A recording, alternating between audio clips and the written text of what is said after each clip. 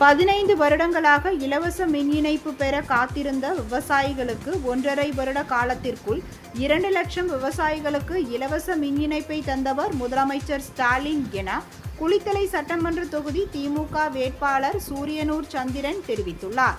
கரூர் மாவட்டம் குளித்தலை சட்டமன்ற தொகுதிக்குட்பட்ட கல்லடை, பாதிரிப்பட்டி, பில்லூர் ஊராட்சி பகுதிகளில் திமுக வேட்பாளர் சூரியனூர் சந்திரன் கிராமமாக சென்று வாக்கு சேகரித்தார்.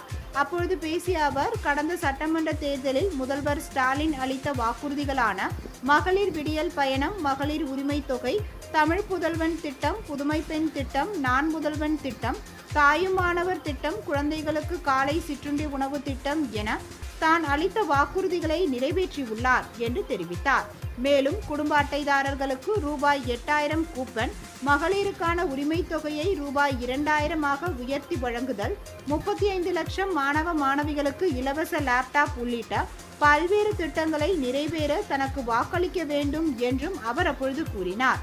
இந்நிகழ்வில் திமுக மாநில வர்த்தக அணி செயலாளர் பல்லவி ராஜா, முன்னாள் எம்எல்ஏ ராமர் தோகமலை, கிழக்கு ஒன்றிய செயலாளர் புழுதேரி அண்ணாதுரை உள்ளிட்ட திமுக கழக நிர்வாகிகள் பலர் உடனிருந்தனர். நம்முடைய பகுதி விவசாயம் சார்ந்த பகுதி.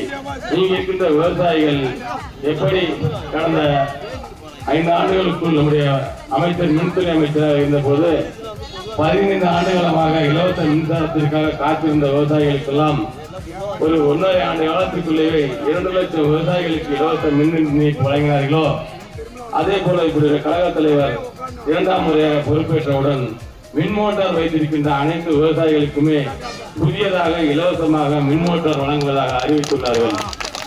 அதே போல மகளிருக்கான உரிமை தொகை 2000 உயர்த்தியும், முதியோருக்கான உதவித்தொகை 2000 உயர்த்தியும் வழங்க இருக்கிறார்கள்.